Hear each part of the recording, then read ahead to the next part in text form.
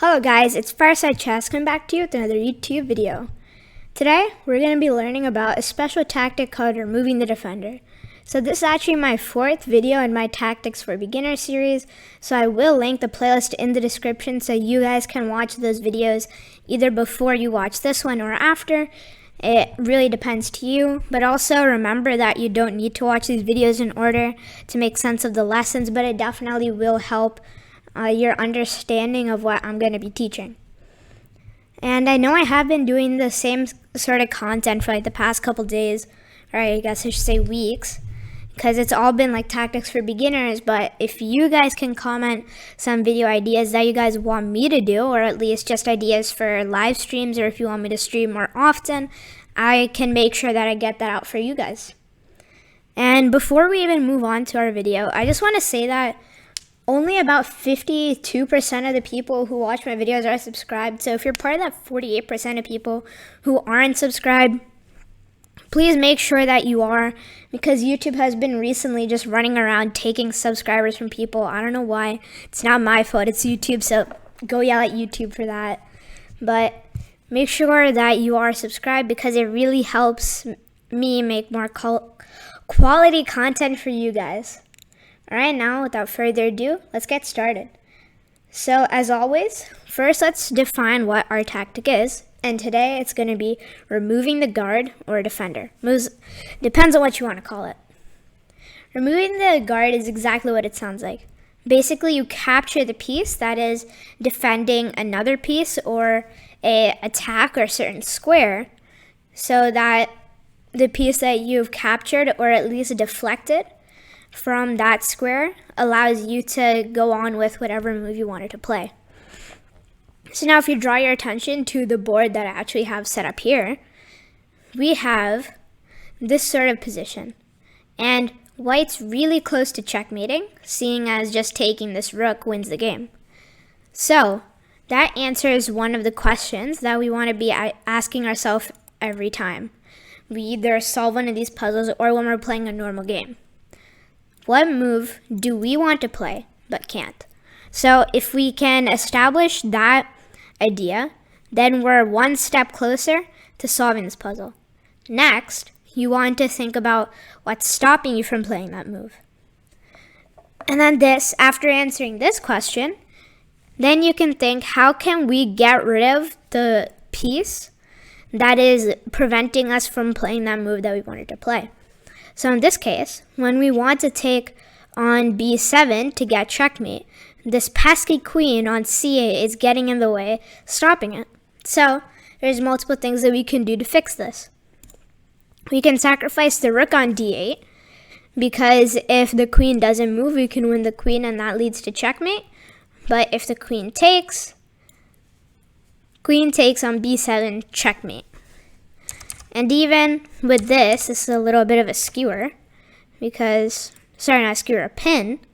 And even if black doesn't take and plays like queen there, you can take, and take.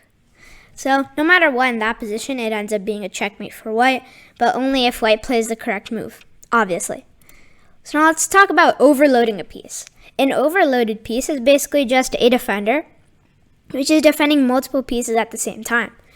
If you can figure out a way to attack those pieces that are being attacked in the first place, then that'll be extremely beneficial, and you will be able to execute a tactic like this. So now let's see. There's two things that we can do here to do the removing the guard. We can take this knight on d5, or we can take this rook on e8. So let's analyze our different options. Say if we sacrifice on d5, sorry. If queen takes there, checkmate. But if rook takes, we get material. So taking rook on d5 is definitely a good move. But as always, let's try to check for other possibilities. We sacrifice the queen on e8, the queen will take, and we win the rook. Sorry, not the rook, the knight.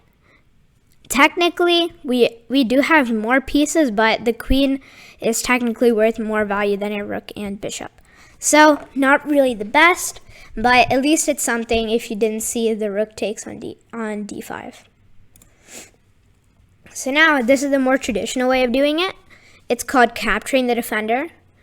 It's very self-explanatory. You capture the piece, which is defending either the attack or the piece that you want to take.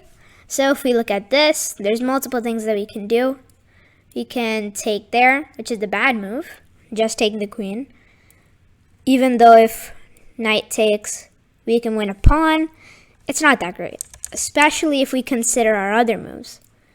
Bishop takes on c3 is a killer, because now either this pawn has to take the bishop or the queen has to move back. If the queen moves back, boom, and now we start a lethal attack. But if the queen doesn't take and the pawn takes, at least we win the queen. So in that position, the correct move is to take this knight on c3. And also, whenever I'm going through these puzzles to help you guys understand these lessons and tactics, feel free to pause the video and try to solve these for yourselves, just so you can get a better understanding of what we are learning. So here the little text blurb says, look at all your captures, checks, and threats. So let's see. One thing that definitely stands out to me is the fork on f6. If we can move knight to f6, we can capture the queen because the king will be in check and we're attacking the queen. The king has to move and we win the queen. The only wrinkle in this plan, though, is the bishop on e5. That is a pain in the butt, because this bishop is protecting this f6 square, and that ends up preventing our knight from moving there. Because as we can see, if we play knight to f6 check, instead of moving the king, black easily just takes the knight. So not the best of ideas. So now, here's another thing that we can do.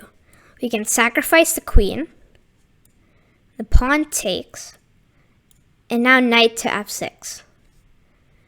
The king moves away, and now we actually have our choice between what we can take. We can either take with the knight, or we can take with the rook. The taking with the rook is probably better here because this is actually attacking the 7th rank, and rooks on the 7th are deadly. You don't want to mess with them. Same applies for queens. So here's a pro tip, or I guess just a tip. Rooks and queens on the 7th or 2nd, depending on who you're playing, they're very good. No matter what. They're amazing for attacking, and on the back rank, there's obviously back rank checkmates, which are also pretty beneficial. So again, here's one more.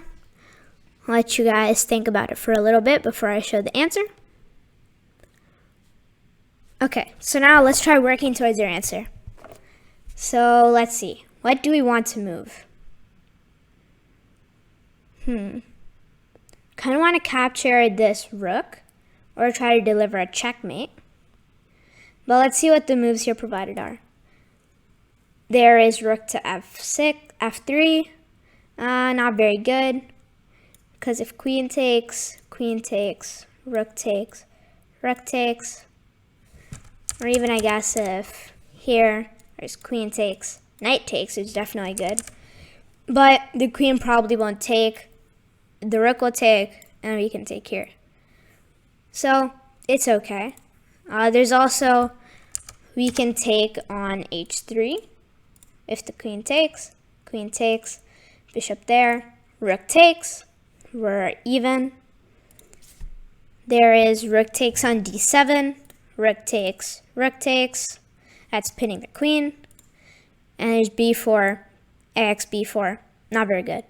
So many of these lines are good, but they could be better, but they could not be. I'm not fully sure about that. And again, one more. Who are you attacking and who's defending it? So let's see. What are we attacking? We're attacking this bishop on f5. And how can we get rid of the defender, who is the queen?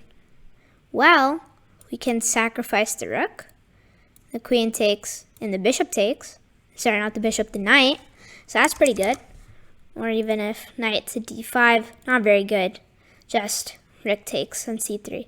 So we don't want to play this, but we want to take, takes, and takes. And now there's many other chapters, but I just focused on the ones that will be most beneficial. But I will link this study in the description just so you guys can check it out if you want to. But that's just going to wrap it up for today's video. Bye! And make sure you like and subscribe. Don't forget to do that. Now, for real. Bye. Until later.